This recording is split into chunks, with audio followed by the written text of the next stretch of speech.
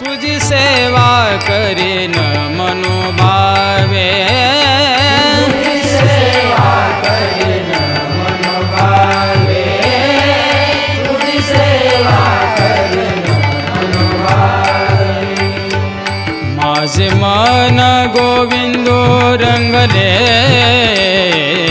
माझे मन गोविंदो रंगले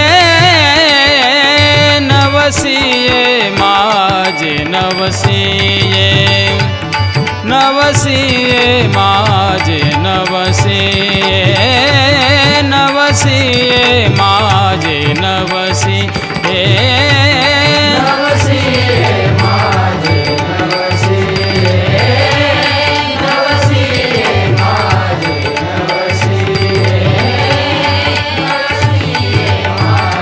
नवसिये पंढरीचे दैवत विठ्ठले पंढरीचे दैवत विठ्ठले नवसिये माझे नवसिये नवसिये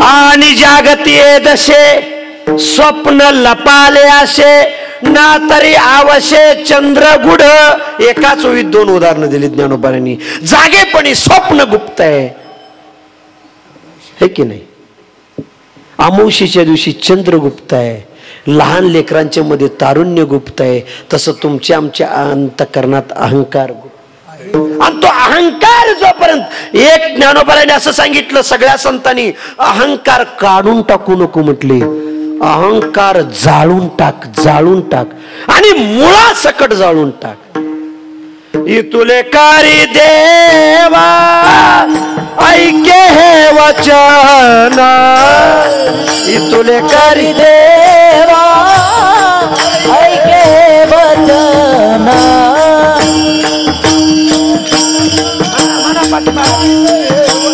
पुढा म्हणा इतुले कारी देवा ऐके हे वचन इतुले कारी देवा ऐके हे वचन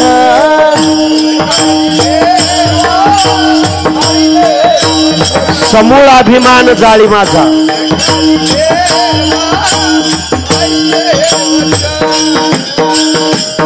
समूळ अभिमान जाळी माझा समूळ अभिमान जाळी माझा समूळ अभिमान जाळी माझा समूळ अभिमान जाळी माझा तुले करी देवा ऐके हे गोष्टी तुले करी देवा ऐके हे गोष्टी तुले करी देवा ऐके हे गोष्टी तुले करी देवा ऐके हे गोष्टी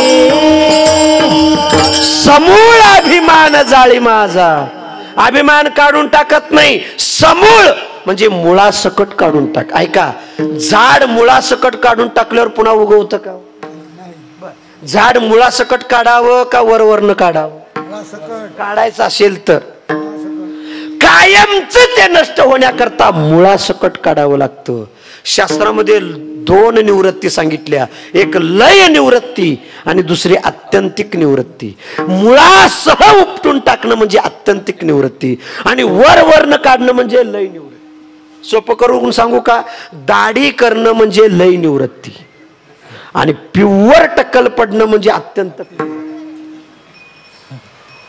कळते दाढी केली आज गुळगुळीत दिसतो पण उद्या 2 दिवसानं त्याचा जन्म होता ते डोकं काढतं बघा बाहेर त्याला म्हणायचं लय निवृत्ती तेवढ्या पुरतं आता फुल्ल जेवला आणि पुन्हा आवडीचा पदार्थ कोणीतरी आणला छे आता नको कधीपर्यंत नको उद्या सकाळी नको म्हणाल आता तृप्ती झाले पण उद्या पुन्हा भूक लागते, याला म्हणायचं आज नष्ट झाले पण उद्या त्याचं डोकं वर काढतं, जन्म होतो, लय निवृत्ती. आणि टक्कल पडणं म्हणजे आत्यंतिक निवृत्ती.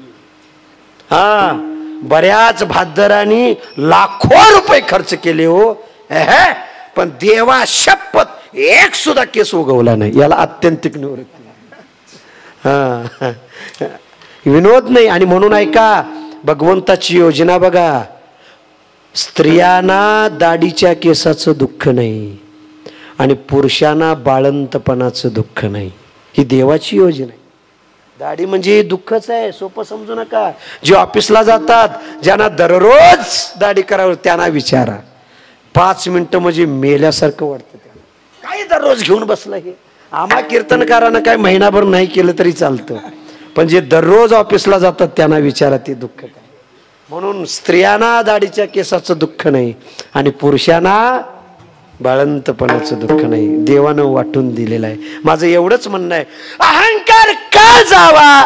भक्ती मार्गात अहंकार गेल्याशिवाय तुम्हाला शुद्ध साधकतेची तीव्रता, तुम्हाला साधक व्हायचंय ना, साध्य प्राप्त करायचंय ना, तुम्हाला अहंकार जाळूनच काढावा लागेल.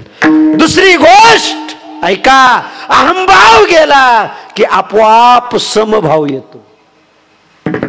म्हणजे जगच देवानं निर्माण केलेलं असा तुमचा भाव होतो आणि समभाव आल्याशिवाय तुमचं भजन देवापर्यंत पोचत नाही. गावातली सगळी माणसं आपलीच आहेत असं वाटलं पाहिजे बरं का. गल्लीतली सगळीच आपली आहेत, घरातली आपलीच, परकी पण आपलीच आहे. हा समभाव प्रत्येकामध्ये देवच नटलाय. पशु पक्ष्यांच्या मध्ये तोच आहे, आमच्या मध्ये तोच आहे, झाडाझुडपांच्या मध्ये तो. अरे निसर्गावर प्रेम सुद्धा महात्म्यानाच करता येतं. क्रूर माणसांना निसर्गावर प्रेम करता येत नाही महाराज. ज्याच्या अंतकरणात विकार नाही तीच माणसं झाडं लावतात, ज्याच्या अंतकरणात घाण भरली ती माणसं झाड तोडतात, लावत. लक्षात ठेवा, निसर्गावर सुद्धा प्रेम करायला अहंकारच जावा. एक उदाहरण सांगतो आणि मी पुढे जातो. माझ्या तुकोबरांचा नियम होता, दररोज पहाटे उठायचं, इंद्रायणीत आंघोळ करायचं, गळा विना गळ्यात घ्यायचा आणि देहूकर उठायच्या अगोदर, तांबड फुटायच्या अगोदर, तोंडाला तोंड दिसायच्या अगोदर देहूगाव पास करायचं, भंडारा किंवा भामचंद्र डोंगरावर भजनला जायचं. एक 2-3 दिवस सलग तुकाराम महाराजांच्या स्वप्नात अलंकापूर यायला लागलं, आळंदी यायला लागली, ज्ञानोबारायांची समाधी यायला लागली. 2-3 दिवस दररोज संध्याकाळी स्वप्न झोपले की स्वप्नात ज्ञानोबारा यायची, समाधी यायची, इंद्रायणी यायची, अलंकापूर यायला लागलं. 2-3 दिवसांनी एक दिवशी तुकोबारा आवलीला म्हणाले, आवले आज भंडारा डोंगराकडे जात नाही, मग आज पहाटे आंघोळी करतो आणि माऊलींचं दर्शन घ्यायला आळंदीला जाऊन येतो. कारण 2-3 दिवस दररोज स्वप्नात समाधी यायला लागली.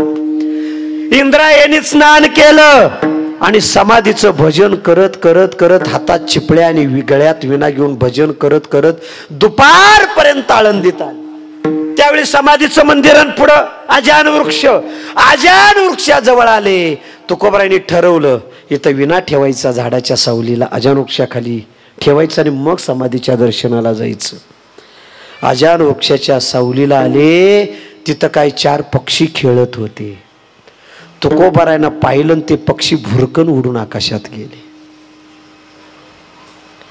घळ घळ घळ घळ घळ घळ डोळ्यात पाणी आलं.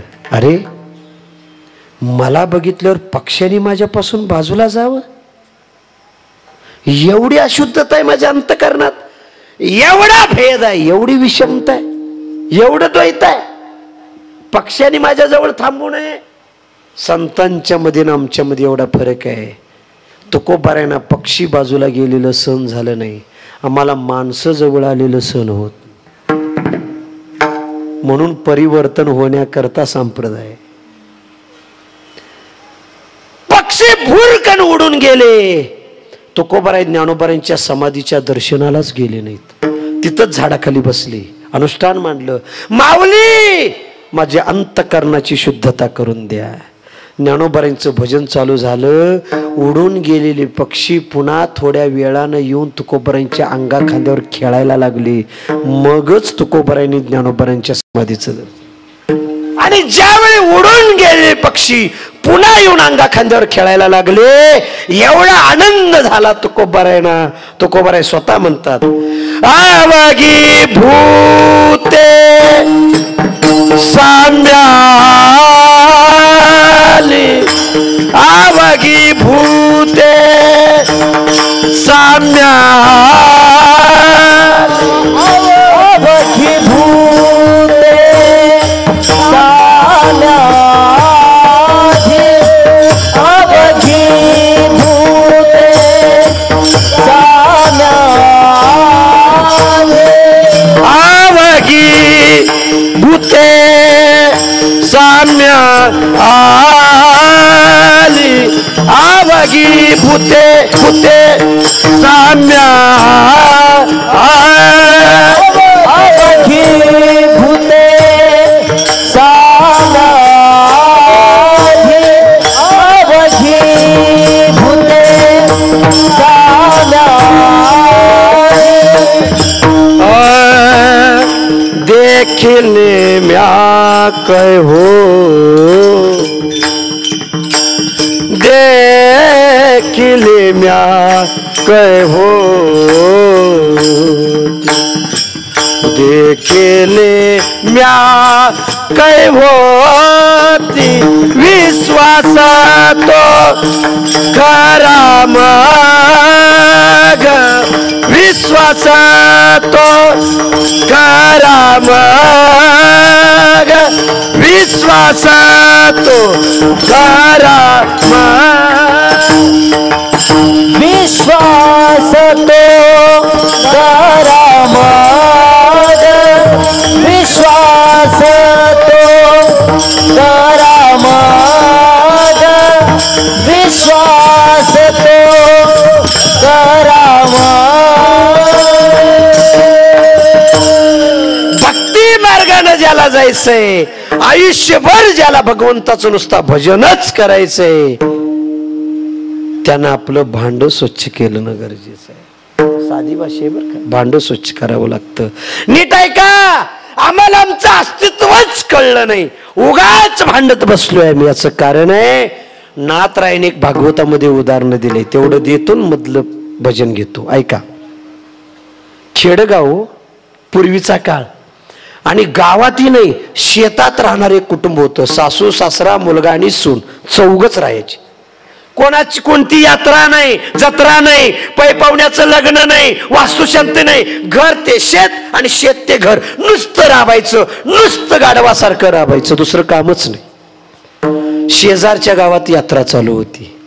त्या पोराला वाटलं आयुष्यात बाबाही कुठं जात नाहीत, आई कुठं जात नाही, मी कुठं जात नाही, बायको कुठं जात नाही, जत्रा तर कशी असते बघून यावं म्हणून पोरग जत्रेत आलं.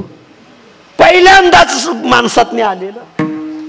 जत्रा बघत बघत पेटीमध्ये शिरलो. आता पेटीच्या दोन्ही बाजूला मोठी मोठी दुकानं, चिरमुऱ्याची दुकानं, खेळण्याची दुकानं, कपड्याची दुकानं, सोन्याची दुकानं, एकापेक्षा एक. प्रत्येक दुकानासमोर 2 मिनिटं उभा राहायचं, कारण आयुष्यात पहिल्यांदाच यात्रेत आलेलं, नवल वाटायचं त्याला. त्या दुकानाची सगळी वस्तू हातात घेऊन बघायची, पुढे जायचं, वस्तू घ्यायचं पुढे जायचं, नुसतं बघत बघत चाललं. मेवा मिठाईची दुकानं, चिरमुऱ्याची दुकानं, खेळण्याची दुकानं, कपड्याची दुकानं, सोन्याची दुकानं, भांड्याची दुकानं, असं बघत बघत पुढे चाललं. पुढं आरशाचं दुकान होतं. आरशाच्याही दुकान समोर जाऊन उभारलं, पण दुकानदार हुशार होता, त्यानं मोठा आरसा बाहेरच्या बाजूला ठेवला होता. मोठा आरसा, 1.5 फुटाची रुंदी आणि 6 फुटाची उंची, असा मोठा. आणि हे जाऊन मोठ्या आरशासमोर उभारलं. आता याला उभारल्या उभारल्या आरशात एक माणूस दिसायला लागला. कारण याची अडचण होती, उभ्या आयुष्यात यांच्या घरात आरसाच कधी आणलेला नव्हता, त्यामुळे यांना आरसाच माहित नव्हता. आरशात बघितल्या बघितल्या ह्यानं जर हसलं, तेही हसलं. याला वाटलं पाहुणा बरा दिसतोय. ह्यानं सांगितलं नमस्कार, तोही म्हणाला नमस्कार. हे इकडून म्हणाला बरं आहे का, तोही म्हणाला बरं आहे. हे बोलेल तसं ते बोलायचं. हे म्हणाला चहा घ्यायला, ते मला घेऊनच आलो. दोघांचं बोलणं चाललं. कळते ना माझं बोलणं? आरशातल्या माणसाबरोबर याचं बोलणं चाललं आणि याला वाटलं पाहुणा किती चांगल्या स्वभावाचा आहे. हा माझ्या संग बोलतोय, हसतोय. ह्या पाहुण्याला चहा प्यायला घरी न्यावं, 4 दिवस मुक्कामाला घरी न्यावं. पण दुकानात विकायला ठेवलाय. आता पैसे दिल्याशिवाय दुकानदार नेणार. दुकानदार पाहुण्याची किंमत काय? आता दुकानदाराला काय पाहुणा म्हणून घ्या नाही तर आरसा म्हणून घ्या, त्याची विक्री झाली, प्रश्न मिटला. त्यानं पैसे सांगितले, यानं पैसे दिले आणि असा कवळा मारला, घरातच आणला 5-6 फुटी पाहुणा. नुसता घरात नाही, पूर्वीची घर, खिडक्या कमी, आतल्या खोलीत अंधाऱ्या खोलीत नेऊन ठेवला. नुसता ठेवला नाही, अर्ध्या तासाला आज जायचा आणि त्याच्या संग बोलायचा. कसं काय घर आमचं कसं आहे, तेही म्हणायचं छान आहे की, करमतंय का, करमतंय की, तेही म्हणायचो. आपण दोघांचं बोलणं चालायचं, दोघ खुणवा खुणवीवर बोलणं. मग 2 दिवस राहतो की, तेही म्हणायचं.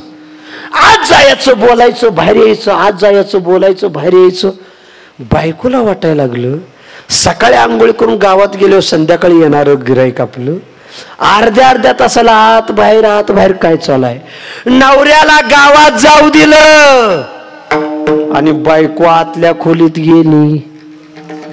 पण अडचण एवढीच होती, बायकोनही उभ्या आयुष्यात कधी आरसा बघितला नव्हता. आता बायकोला काही पाहुणा दिसल? बायकोला काय दिसलं? लाल भडक लुगडं, कपाळाला एवढा मोठा कुंकू, गळ्यात मोठंच्या मोठं मंगळसूत्र. बोंबलायलाच लागलं. आत्या घोटाळा झाला, माझ्या मनात जी भीती होती ती झाली. तुमच्या पोरानं मला वाटत होतं तसंच केलं. आता मी तुमच्या घरात राहणार नाही, पुणे या गावाचं तोंड बघणार नाही, तुमचा हुंबरा चढायची नाही. माझ्या बापानं फसवलं, तुमच्या नवऱ्यानं फसवलं, तुमच्या पाहुण्याने फसवलं, माझं कपाळ. काही एक बोलतात, विष्णू सहस्त्रनामासारखी यादीच चालू केली. ओरडायला लागली, बाहेर ओरडत झाली. आत्या घोटाळा झाला, घोटाळा. आत्या म्हणली काय झाले? आवाज जाऊन बघा, तुमच्या पोरानं चिमणी आणल्या. चिमणी आमच्याकडे कर्नाटकात म्हणतात बरं, तुमच्याकडे काय म्हणतात माहित नाही मला. चिमणी आणून ठेवल्या. म्हातारे म्हणाले गप, गावातलं चांगलं घर आहे आमचं, आमची गल्ली मोठी आहे, वरडू नका, सगळ्या गल्लीला आवाज जाईल. गप गप काय म्हणताय? अगोदर वळण लावायला पाहिजे होतं. आता मला काय गप? गप नाही, मी बघून येईपर्यंत गप बस, तोंड उघडायचं नाही. गप, मी बघून येते. म्हातारी आत गेली, पण अडचण एवढीच होती, म्हातारीनंही उभ्या आयुष्यात आरसा बघितला नव्हता. आता म्हातारीला काय दिसल? म्हातारीला म्हातारी दिसली. म्हातारीनं जी आतल्या म्हातारीला बघितलं, गरकन फिरून बाहेर आली तसं सुनला एक कानाखाली सांगते, गप, अगं माझ्या वयाचे, माझं लेकरू गावातनं चाललं असल आणि रस्त्याकडेला ती म्हातारी हात करून बसले असल, खाण्या किंवा 2 रुपये मागितला असतील, तिच्याकडे बघितल्यानंतर माझ्या पोराला माझी आठवण झाली असेल. आपल्या आई सारखे 1-2 रुपये देण्यापेक्षा एक टाइमचं अन्न देण्याकरता घरी घेऊन जाऊ, आपल्या आई बरोबर गप्पा मारल राहील, दोघीची करमणूक होईल आणि दोघी खातील पितील बसतील म्हणून घेऊन आले. अगं गप, माझ्या वयाचे म्हातारे. एवढ्यात म्हातार डेअरीला दूध घालून किटली हातात अडकवून तंबाखू चोळत येत होत. सून पळतच गेली. मामा गेली तसं गळ्यातच पडली. मामा घोटाळा झाला, वाटुळ झालं, माझ्या जन्मात काय राहिलं नाही, सगळं तुमच्या पोरानं मला फसवलं. आज जाऊन बघा, चिमणी आणल्या चिमणी. म्हातारे म्हणाले, अहो गप्पा. म्हातारी म्हणायची म्हाताऱ्याला, तुम्ही तिच्याकडे लक्ष देऊ नका म्हातारे. सून म्हणायची म्हातारी बिघडले, तिचं ऐकू नका, माझ्या डोळ्यांनी मी बघितलंय चिमणे. म्हातार म्हणाल, दोघी हे गप्पा ना नोडी भरते मी बघून येतो. म्हातारात गेलं, पण ते आतली म्हातार डेअरीला दूध घालून किटली हातात अडकवून तंबाखू चोळत बाहेर यायला लागलो. म्हणजे याने आरसा, हे इकडून गेल्यावर ती आतलं किटलीवाल, हे त्याला म्हणते तुमच्यात पण म्हशी आहे त्या म्हणा. ती म्हणाला हाय ती हाय ती. इकडून म्हणाला तुम्ही पण दूधच वाढून आला म्हणा. होय, डेअरीला दूधच घालून तुम्हाला पण तंबाखूचा नाद आहे म्हणा. होय होय, ते आतनं म्हणा. म्हातारं बाहेर आलं. म्हातारं आलं तसं म्हातारीला पहिलं कानाखाल्या. कुठली चिमणी, कुठली म्हातारी? अगे म्हातार आहे, तेही माझ्यासारखंच काम करते, दूध घालून आले, त्याच्यात ही जनावर आहेत. हा, लय चांगलं आहे. म्हातारी म्हणायची आव म्हातारे, म्हातारा म्हणायचं म्हातार आहे. सून म्हणायची आ काय शाबास. एवढ्यात अभंग पाठ झाला असता. चिमणे. एवढ्यात पोरग शेताकडून आलं. पोरग्याला सगळ्यांनी वेड लावलं. म्हातारे म्हातारा आहे. सून म्हणायची चिमणे. पोरग म्हणालं बाप्पा पाहुण आहे. पोरग आत गेलं, पाहुण्याला उचललं, बाहेर आणलं. पण गंमत एवढी होती, 1.5 फूटची रुंदी. कोण पुढे जाईल तेवढंच. पोरग पुढे जाऊन म्हणायचं बघा माझ्या डोळ्याने बघा पाहुण आहे. त्याला बाजूला ओढून म्हातार पुढे गेलं की म्हणायचं म्हातार अरे माझ्या डोळ्याने बघ म्हातार आहे. त्याला बाजूला ओढून म्हातारी पुढे गेली की म्हातारी म्हणायची माझ्या डोळ्याने बघा. तुमचं डोळा आंधळा झाला असलं तर म्हातारे. आणि तिला बाजूला ओढून सून पुढे गेली की म्हणायची बघा. चौघांच्या वडात आणि आरसा फुटला. माझा दृष्टांत संपला. आता मला सांगा, तिथं म्हातारी राहिली नाही, म्हातारही नाही, पाहुणाही नाही आणि चिमणी पण नाही. माझा एवढाच भाव आहे. अरे आरसा फुटला की चारीच्या चारी अस्तित्व संपली. तसं तुमच्या आमच्या देहाला अस्तित्वच एकच अस्तित्व. जर तुम्ही भगवत स्वरूप झालात, भगवंताचे भजन देवापर्यंत पोचलं, तुम्ही देवाच्या चरणाशी एकरूप झाला की मग तुम्ही भगवत स्वरूप झाला. हे एकच तुमचं अस्तित्व.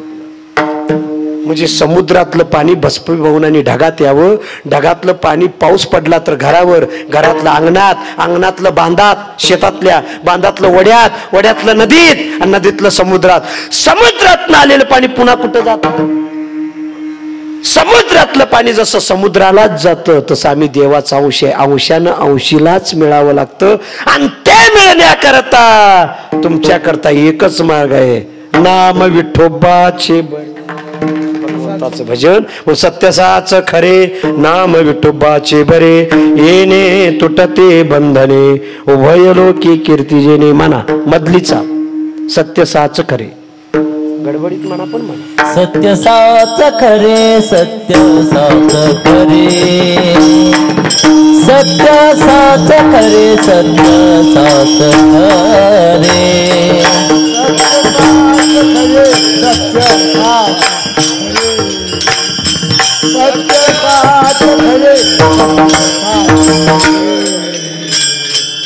सत्य साच खरे, सत्य साच खरे, सत्य साच खरे, सत्य साच खरे,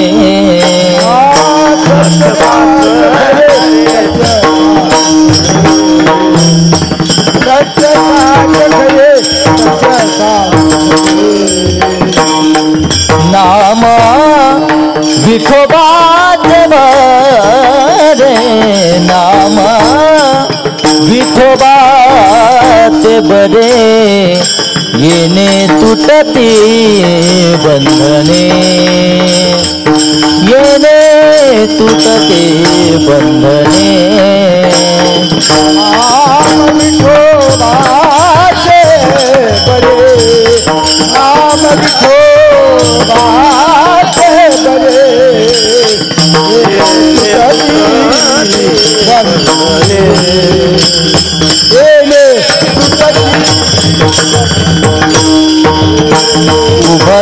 उभयालोकी कीर्ती देणे,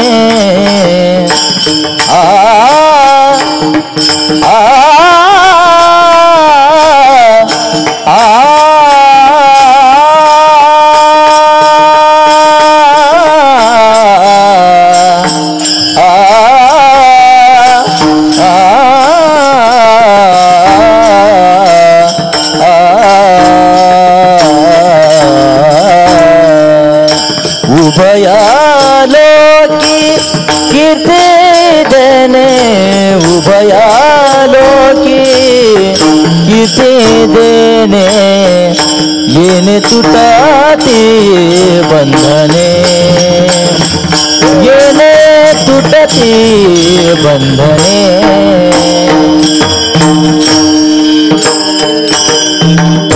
1 मिनिट भजन होईल. सर्वांनी हाताने टाळी वाजवा, मुखाने भजन करा. लागून या पाया विनवितो तुम्हाला, करे टाळे बोला मुखी नाम विठोबा रखुमाई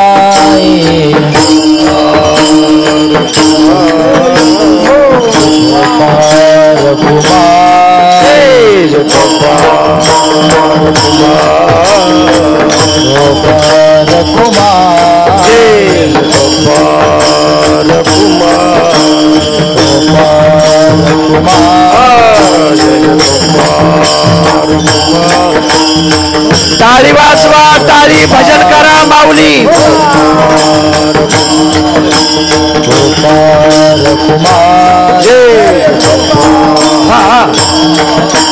टाळ टाळ टाळ टाळ हा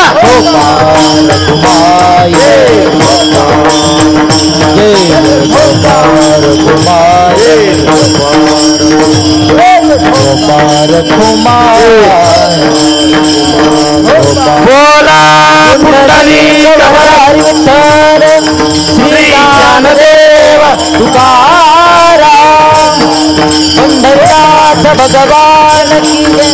गोपाल कुमार गोपाल कुमार गोपाल कुमार गोपाल कुमार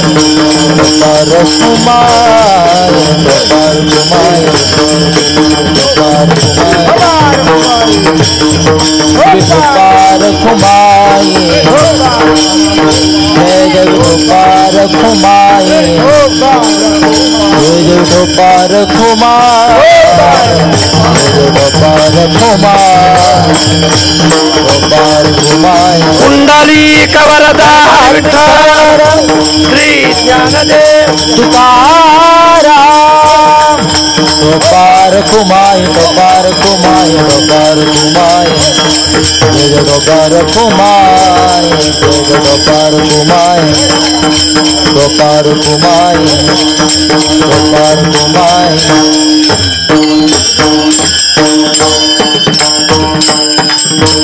हे बघा काय संप्रदायाचे नियम असतात. म्हणून पोशीवाडीकरांचं खूप माझ्यावर प्रेम आहे आणि प्रेमापोटीच वर्षाला एकदा पहिल्या दिवशी मी सेवेला येतो. प्रेम मी ओळखू शकतो, पण व्यक्तीपेक्षा संप्रदाय नेहमी मोठा असतो. नियम महत्वाचा असतो. तुम्ही माझ्या मायबापेसारखे आहात, पण नियम असतो म्हणून फक्त तुमचा मान करावा म्हणून फक्त तुम्हाला स्पर्श केला. असो भगवंताचं भजन जीवाला सरळ मार्गी परमार्थ खंडित का, याचे एकच कारण सांगतो. काही लोक म्हणतील महाराज आम्ही का भजन करावं. एकाच वाक्यात सांगतो, फक्त 5 मिनिटात मी तुमची घेणार आहे, नीट ऐका. भगवंताचं भजन म्हणजे भगवंताची कृपा आहे. शास्त्र सांगतं त्याचं भजन म्हणजे त्याची आमच्यावरची असणारी कृपा आहे. आणि भगवंताची कृपा परमार्थावर सुद्धा लागते आणि आपल्या संसारावर सुद्धा लागते. नीट ऐका बरं का, फक्त 5 मिनिटं. जर एखाद्याला असं वाटलं का भजन करायचं, परमार्थाकरताही भजनच करावं लागेल, कारण भजनाशिवाय देवाची कृपा होत नाही. मग संसारावरही कृपेकरता भजनच आणि परमार्थावर कृपा होण्याकरताही भजनच. सोपं करून सांगू, परमार्थ थोडा बाजूला ठेवा, तुमच्या संसाराकरताही तुम्हाला भजनच करावं. जर देवाची कृपा संसारावर व्हावी वाटत असेल तर, अरे नाका तोंडात माती जाईपर्यंत आम्ही रात्रंदिवस राबतोय का, आमचा संसार भरभराटीला यावा म्हणून, आहे की नाही. हे तर खरं आहे. मग तो भरभराटीला, काही लोक म्हणतील अहो त्याच्याकरता देवाची कृपा कशाला पाहिजे, आम्ही 5 भाऊ एकत्र आहे, 5 भावाची 7 पोरं आहेत. हा, झाडासारख्या आमच्या पोरांच्या मांड्या आहेत, गद्यासारखी आमच्या पोरांची हात रट्ट आहेत, शक्तिवान आहे. अरे लात मारेल तिथं पाणी काढायची आमची ताकद आहे. आमच्या हातात सत्ता आहे, संपत्ती आहे, शक्ती आहे. घरातली सगळी चांगल्या चांगल्या पदावर आहेत. अरे आमच्या बळानं, शक्तीनं, सत्तेनं, संपत्तीनं आम्ही आमचा संसार पाहिजे तेवढा भरवू शकतो.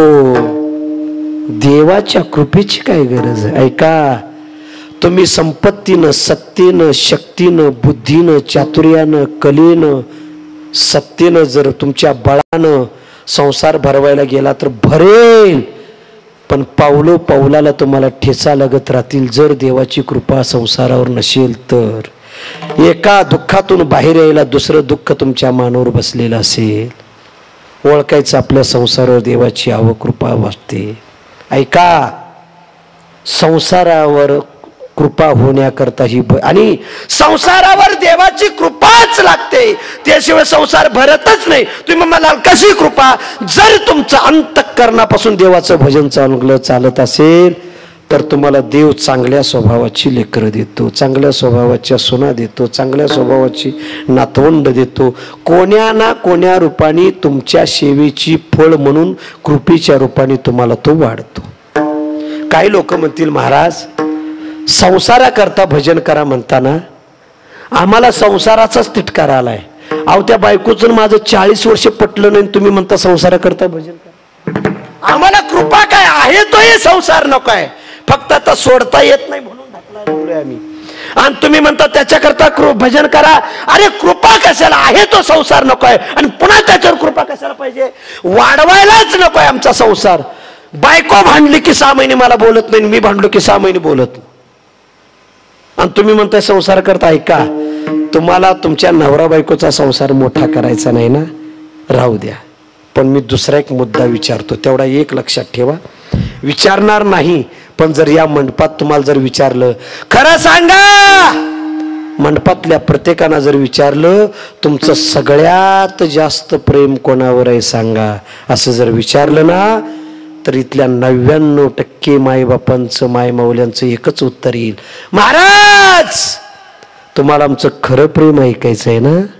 ऐका, आम्ही आमच्या स्वतःच्या शरीरापेक्षा, स्वतःच्या मनापेक्षा, अरे स्वतःच्या जीवापेक्षा जास्त प्रेम आम्ही कोणावर करतो? तर आमच्या मुलाबाळांच्यावर करतो, आमच्या लेकरांच्यावर करतो. आम्ही आजारी पडलो तर आठवडाभर गोळी घेत नाही, पण पोराचा, मुलीचा सर्दीनं नाकाचा शेंडा लाल झाला की आम्ही दवाखान्याला पळवतो.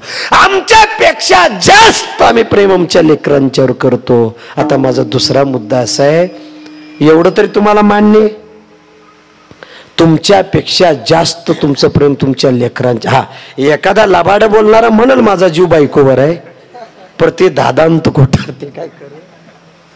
खरं एकच, प्रत्येकाचा जीव आपल्यापेक्षा जास्त मुलांच्यावर आहे, नातवांच्यावर आहे.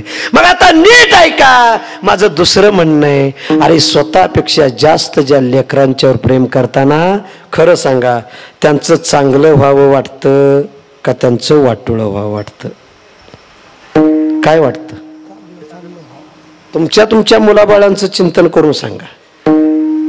चांगलं व्हावं वाटतं ना? नुसता वाटत नाही, त्यांचं कधी चांगलं होईल आणि आम्ही आमच्या डोळ्यानं कधी बघल असं झालंय ना.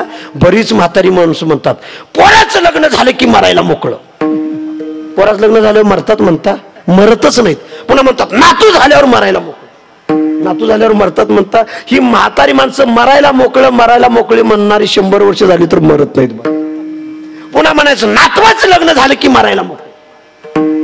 पुन्हा म्हणायचं नातवाला एक लेकरू झालं मी डोळ्यानं बघितलं की अरे मरतच नाही. माझं म्हणणं एवढंच आहे, तुम्हाला तुमच्यापेक्षा जास्त तुमचं ज्या मुलांच्यावर प्रेम आहे त्यांचं चांगलं व्हावं आणि या डोळ्यांनी बघावं असं तुमची इच्छा आहे ना. आता ऐका, त्यांचं चांगलं होण्याकरता सुद्धा मायबाप म्हणून तुम्हाला त्या मुलांच्या कल्याणाकरता तरी तुम्हाला मायबाप म्हणून देवाची भक्तीच करावी लागेल, दुसरा पर्याय नाही.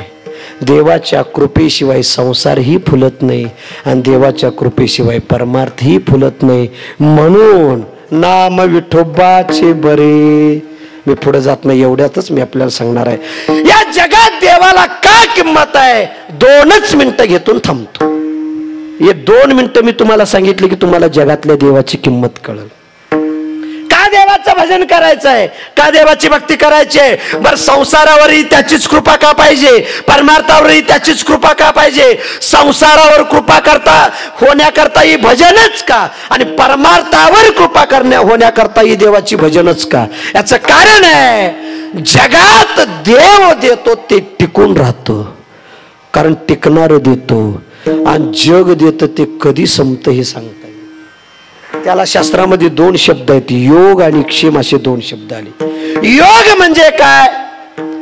एखादी वस्तू दुसऱ्याला देणं हा योग आहे, आणि दिलेली वस्तू त्याच्याकडे कायम टिकवून ठेवणं हा क्षेम आहे. ऐका, तुम्ही आम्ही पै पाहुण्यांच्या बरोबर योग साधतो, क्षेम साधतो का हो? पै पाहुण्याच्या लग्नात कूलर दिला, फ्रीज दिला, फॅन दिला, पण त्याच्यात कायमचा चालतोय का 2 महिन्यात बंद पडतोय याचं टेन्शन आम्ही घेतो का? एकदा दिला की आमची जबाबदारी. अहो, ज्या ज्या वारकऱ्यांच्या घरी आम्ही जातो त्यांच्या भिंतीवरचं बंद पडलेलं घड्याळ बघितलं की मी 100% ओळखतो, हे वास्तुशांतीत तर आलेलं असावं, नाहीतर लग्नात तर आलेलं असावं. पाहुण्यानं दिलेली वस्तू टिकत नाही, कारण त्यात फक्त योग आहे. योग म्हणजे एकानं वस्तू दुसऱ्याला देणं, आणि क्षेम म्हणजे दिलेली वस्तू टिकवून ठेवणं. देव योगही साधतो, तुम्हाला वस्तू देतो, आणि ती वस्तू तुमच्या मरेपर्यंत टिकवून ठेवतो, म्हणजे त्यात क्षेमही घालतो. तुम्ही आम्ही नुसता योग घालतो. आम्ही पाहुण्याच्यात गेलो, जावई म्हणून गेला हो सासरवाडीला लग्नाला.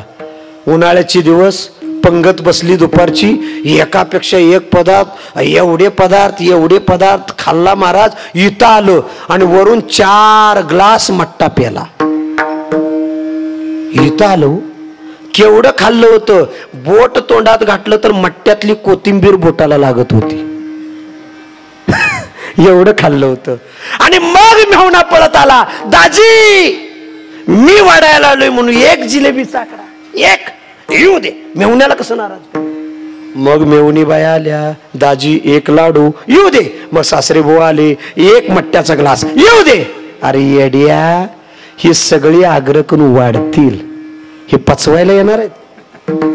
जेवण करणं म्हणजे योग आहे, आणि पोटात ढकललेलं जेवण पचवणं म्हणजे क्षेम आहे, आणि क्षेम फक्त देवाच्या हातात आहे. ऐका, तुम्हाला एखाद्यानं मुलगी दिली, तो सासरा तुम्हाला म्हणतोय का लग्न झाल्यावर, जावई बापू मी तुम्हाला मुलगी दिली म्हणजे योग साधला, आणि ही माझी मुलगी तुम्ही मरेपर्यंत तुमच्या सावलीसारखी तुमच्या जवळ बरोबर राहील, आणि तिला 100 वर्षाचं आयुष्य बाप म्हणून मी देतो, हा क्षेम बाप घेतो का हो? अरे मुलगी देणं त्याचं काम आहे, त्यानं योग साधला. आता ती बायको तुमच्या मरेपर्यंत तुमच्या जवळ टेकवायची का मध्येच तिला न्यायचं, हा क्षेम मात्र देवाच्या हातात आहे, सासऱ्याच्या हातात नाही. तुम्हाला मुलं जन्माला आली, मुलं जन्माला येणं हा योग आहे, तो तुमच्या हातात आहे. पण मुलं जन्माला आलेली तुमच्या डोळ्यानंतर न्यायची का तुमच्या बापाच्या समोरच त्यांचं आयुष्य संपवायचं, त्याला क्षेम घालायचं का न क्षेम घालायचं, हा अधिकार मात्र देवाचा.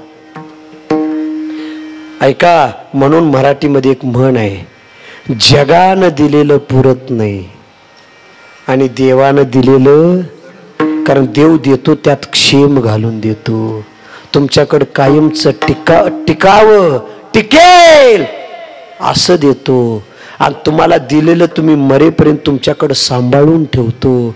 म्हणून देवाच्या देणेला जगात किंमत आहे. आणि ऐका, दुसरी एक म्हण आहे, देव देत असेल आणि जग जर तुमच्या दारात दररोज जेवून जात असेल तरी तुम्हाला कमी पडत नाही, आणि देवानं द्यायचं बंद केलं, जग जरी तुम्हाला देत असेल तरी तुमचं 2 टायमाचं तुमचंच पोट भरणार आहे, तुमच्या दारात जेवायचं बाजूला.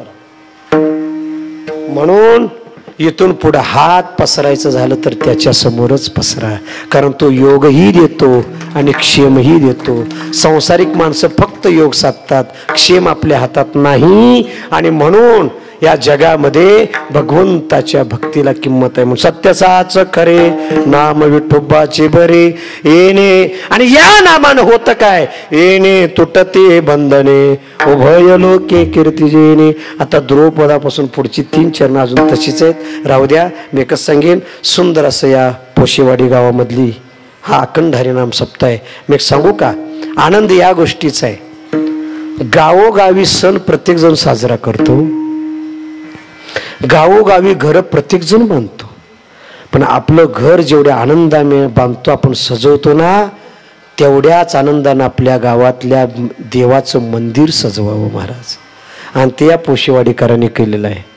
जसा आपला 3-3, 4-4 मजली बंगला असतो ना, तसं मंदिर सुद्धा तुम्ही सजवलेलं आहे एक. आणि ऐका, सणासुदीला कोण कमी करतं का हो? एखाद्याला विचारा, अरे तुझी परिस्थिती नाही, हलकं हलकं करतो काय म्हणले, गाव सगळं नवीन ड्रेस घालून पोरणार, आणि माझ्या पोरांना ड्रेस नाही, माझ्या मुलीला ड्रेस नाही, माझी मुलं मुली यात्रेत फिरणार नाही, अजिबात चालायचं नाही, वेगानं पैसे काढतो. पण जसा गावात प्रत्येकाच्या दारात सण आहे, तसा माझ्याही घरात सण झाला पाहिजे. अरे सण जसं कर्ज काढून काढता, तसं सप्ताह गावातला देव, आपला देव आपणच सजवायचा असतो, लक्षात ठेवा. आणि म्हणून सुंदर असा, मी जवळजवळ आता प्रत्येक वेळी सांगतोय, आता सांगायची काही गरज नाही, पाठ झाली लोकांना. अगदी 7वी 8वीला असल्यापासून कीर्तनला येत होतो, त्यावेळी तुमचं हे सभा मंडप सुद्धा नव्हतं, नाही का. हाय, अण्णासनी आठवण आहे, रेवण काकाला आठवत असेल, आदरणीय नामदेव बापू होते, आमचे जक्किनवाडीचे बाळकृष्ण बापू असायचे, सुदामदाजी असायचे, SP साहेब विनेकरे आहेत, हे सगळी जुनी मंडळी असायची. रंगनाथ महाराज लातूरकर ते असायचे. तुमचं सभा मंडप नव्हतं, खाली वाळू वगैरे पसरलेली होती, मला जाणवते, आठवते अजून. तेव्हापासून या मायबापांनी मला सेवेची संधी. मी एक तुम्हाला सांगतो, जसं तुम्ही तुमचं घर, तुमचं सण सूद, तुमचा प्रपंच सजवताना मोठा करता, तसं आपल्या गावातलं मंदिर, मंदिरातल्या व्यवस्था, सेवा आणि आपल्या गावातला सप्ताह आपणच सजवायचा असतो. तसा सुंदर असा सप्ताह पूर्वी जुनी लोक करायची, आता या 5-7 वर्षापासून तरुण मंडळ. आणि एकच सांगू का, या सप्त्याचं उद्देशच एक आहे, गावातील वर्गणी गोळा करायची, कार्यकर्त्यांनी प्रत्येकाच्या पाया पडून सौजन्यवाले तयार करायची, पंगतीवाले तयार नियमाचे असतील, काय नसतील तर नवीन तयार करायची, मंडपवाल्याकरता तयार करायची, अमुक करायचं तमुक करायचं. अगोदर 10-15 दिवस, कार्यक्रम झाल्यावर 18 दिवस का राबायचं, याचं एकच कारण आहे, आमच्या गावातली पुढची पिढी म्हणजे तरुण मुलं, नाही कीर्तनकार प्रवचनकार राहू द्या, पण त्यांनी जर सप्ताह केला, इथं पुढे राहून मंदिरातल्या सेवा केल्या, तर ते निर्व्यसनी होतील आणि आपल्या आईबापाला सांभाळून आदर्श प्रपंच करायची अक्कल त्यांना येईल. एवढ्या करता तरी सप्ताह, एवढ्या करता तरी. आणि ती तरुण मंडळ ज्यांच्या करता सप्ताह असतो, तीच तरुण मंडळ आता हिरिरीने येत होती. आपला व्यवसाय, नोकरी, धंदा 5-7 दिवस सोडून गावावर येतात, 5-7 दिवस इथं सेवा करतात. मी एकच सांगेन, तुमच्या सगळ्यांच्याकडून संप्रदायाची सेवा घडावी आणि माझ्या भगवंताकडून तुम्हा सर्वांचा उद्धार व्हावा. समस्त ग्रामस्थ, वारकरी, भाविक, भक्त इथं सगळी सेवा करणारे, तन मन धनाने या सप्त्याला सेवा करणारे, मंदिराची सेवा करणारे. मंदिर जेवढं मोठं आहे, त्याच मानानं मंदिराची पूजा पाठ पावित्र्य सुद्धा सुंदर आहे. बघा, काय काय गावात मंदिर मोठं असतं पण पावित्र्य नसतं, काय काय गावात मंदिर छोटं पावित्र्य असतं पण मंदिरच मोठं नसतं. इथं मंदिरही सुसज्ज आहे, मोठं आहे आणि भगवंताचं पावित्र्यही सुंदर आहे. पाय ठेवला की मस्त समाधी लागते, शांत राहावं वाटतं. आणि म्हणून नित्य नियम आहे. आणि खरं सांगू, आपला 7 दिवसाचा जसा सप्ताह असतो, तसं वर्षभर मंदिरातल्या सेवा, गावातली भजनं, हे नित्य नियम सुद्धा तेवढेच महत्त्वाचे. सुसज्ज माणसं आहेत. मी एकच सांगतो, मला खूप अनुभव आहे, सगळ्यांचा परिचय आहे. तरुण मंडळांच्याकडे बघितलं खूप आनंद होतो, ज्यांच्या करता हे सगळं गावोगावी चाललं आहे. तुमच्या एकाच गावात नाही, प्रत्येक गावातला तरुण वर्ग इकडं वळला पाहिजे, हीच प्रत्येक वक्त्याची प्रत्येक त्या गावातल्या जुन्या माणसांची अपेक्षा असते. मी एकच सांगेन, या पोशेवाडीकरांचा जो हा सप्ताह आहे, ग्रामस्थांना एकच विनंती आहे, तुम्ही असाच मोठा करत न्या, सजवत न्या. तुमच्या सर्वांच्याकडून उत्तरोत्तर वर्षानुवर्ष हा वाढत जावा आणि माझ्या भगवंताकडून तुम्हा सर्वांचा उद्धार व्हावा अशी एक अपेक्षा भगवंताच्या चरणी व्यक्त करून झालेली सेवा तुमचे आणि माझे प्राणप्रिय श्रीगुरु अधिक तुकोबरांची विद्यावंशज ब्रह्मचैतन्य स्वानंद शिकणवासी वैकुंठवासी गुरुवारी आबासाहेबांच्या चरणी सेवा अर्पण करून शिवेला पूर्णविराम ठेवतो. अजून एक आळंदीकर वादक मंडळी, आळंदीकर गायक मंडळी, हे जुने गाणारे आळंदीचे प्रत्येक वर्षी असतात आणि भागातले पंचकृषीतले टाळकरी, कीर्तनकार, प्रवचनकार. मी एकच सांगेन, भजन भजन म्हणजे सगळं आलं. टाळकरी आले, गाणारे आले, वाजवणारे आले आणि श्रवण टाळी वाजवून श्रोते जण आले. कीर्तनामध्ये भजन हा कीर्तनाचा प्राण आहे, प्राण. त्यामुळं मृदंग, गाणं, टाळ हे सगळं कसं असावं, लावणी, मृदंग, श्रुती, टाळ हा कीर्तनाचा प्राण आहे. कीर्तनाचा आत्मा म्हणजे भजन आहे आणि सुंदर असं गाणारे वाजवणारे आहेत. त्यामुळे एकच सांगतो, तुमच्या सर्वांच्याकडून आयुष्यभर अशी सेवा घडावी अशी एक माफक अपेक्षा भगवंताच्याने व्यक्त करून शिवेला पूर्णविराम देतो. तुका म्हणे भोळा जिंकू जाणे कळी काळा, येणे तुटते बंधने उभय लोके कीर्ती जेणे. बोला म्हणा म्हणा तुम्ही. हा चाल चाल. तुका म्हणे भोळा,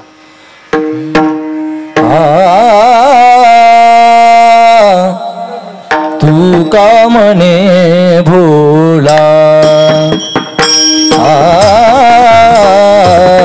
तू का म्हणे भोला,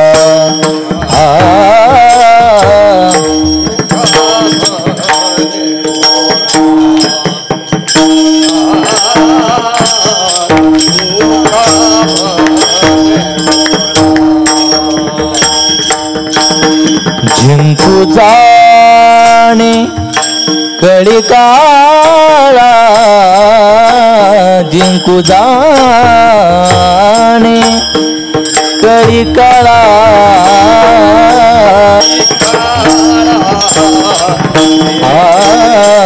येणे तुटते बंधने तुटते बंधने उभय लोकी कीर्ती देणे.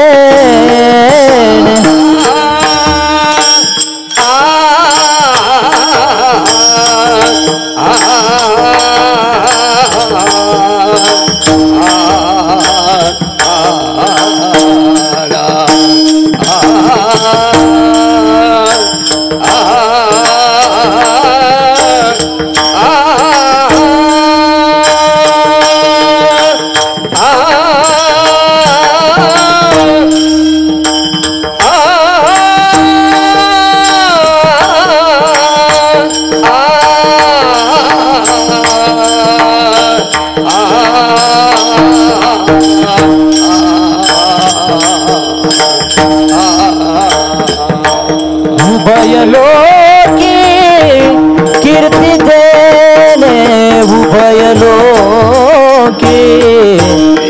तुटती देणे येणे तुटती बंधने येणे तुटती बंधने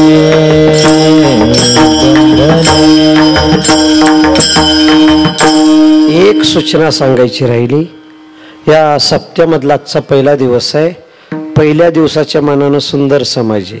पण ऐका, आपल्या गावातील तरुण वर्गानं, वारकऱ्यांनी, भाविक भक्तांनी आपला सप्ताह वाढावा, सोहळा निर्माण व्हावा म्हणून आतुनात प्रयत्न करून महाराष्ट्रातली बरेच चांगली व्यक्ती एकापेक्षा एक उद्यापासून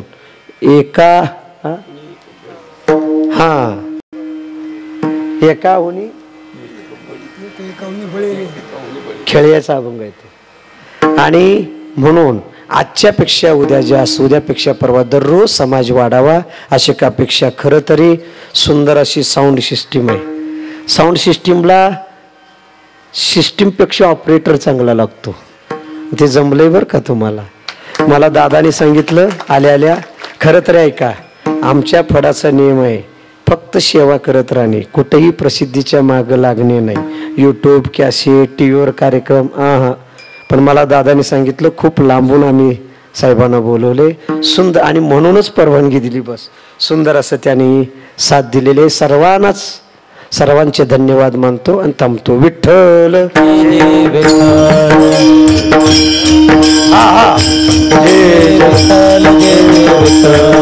कुंडली कबरदा हरी विठ्ठल श्री ज्ञानदेव तुकाराम जय विठ्ठल जय विठ्ठल बोली ले कुरे वेडी वा कुरे क्षमा करा नाही विचारिला अधिकार तुला क्षमा अपराध महाराज तुम्ही का म्हणे गर्भवासी सुखे झाला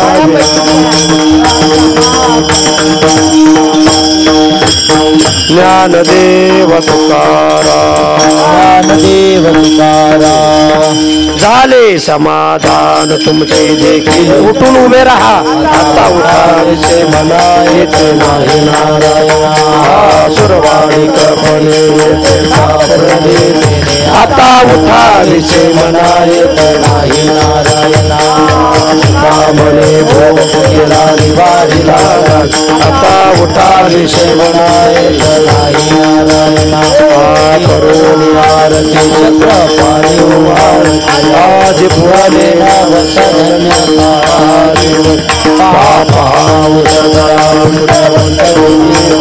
आज पुरले नवसधन्य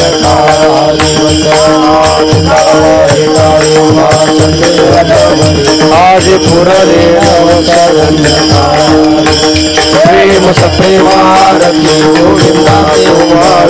धन्य धन्य ते लोचन करती बाळा फोडाने मुद्रा उवाळ धन्य धन्य ते लोचन करती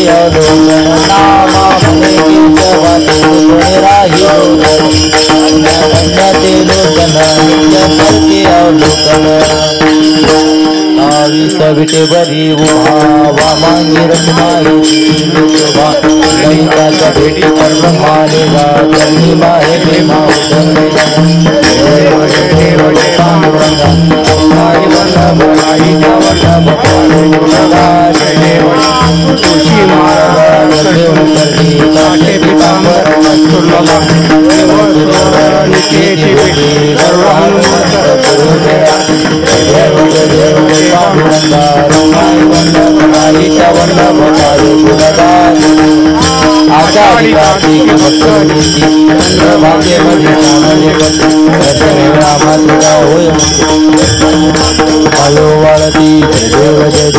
पांडुरंगा रखमाई वल्लभ पावे तुला आरती ज्ञान राजा महाकैवल्य तेजा सेवित साधू संत मनोरजला माझा आरती ज्ञान राजा रूपले ज्ञान जगी हित नेनाती कोणी अवतार पांडुरंग ठेवले ज्ञानी आरती ज्ञान राधा केवल तेजा सेवेची साधू संत रचना माझा आरती ज्ञान राधा प्रगट गुह्य बोले विश्व ब्रह्माच केले राम जनार्दन कोणी मस्तक ठेवले आरती ज्ञान राधा केवल तेजा सेवेची साधू आरती ज्ञान राधा वाली लोटांगण वंदीन कर्ण डोळ्याने पाहिन रूप विठ्ठल रखमाय विठोबा रखमाय विठ्ठल हिची व्हावी माझी आस जन्मोजन्मी तुझा दास पंढरीचा वार कै वार जुगुणी संद संगे सर्व काळ अखंड प्रेमाचा कल्लोळ पंढरीचा वार करे चंद्रभागे स्नान तुका मागे हेची दान पंढरीचा वार करे वारी चुकून अकल्पायुष्य व्हावे तया कुळा माझी आस कळा हरीची आदासा कल्पनेची बाधा न हो कोणी काळी ही संत मंडळी सुखी असो अहंकाराचा वारा न लागो राजसा माझी विष्णुदासा भाविकासी नामा म्हणे तया असावे कल्याण जामुखी निदान पांडुरंगा कल्पनेची बाधा न हो कोणी काळी ही संत मंडळी सुखी असो मागणे ते तुझ प्रती आहे देशील तरी पाहे पांडुरंगा या संताची निर्वेहेची मद दे आणि तुझे काही न मागो देवा तुका म्हणे आता उद्धार तू होई मज ठेवी पायी संताची या संताची निर्वेहेची मद दे आणि तुझे काही न मागो देवा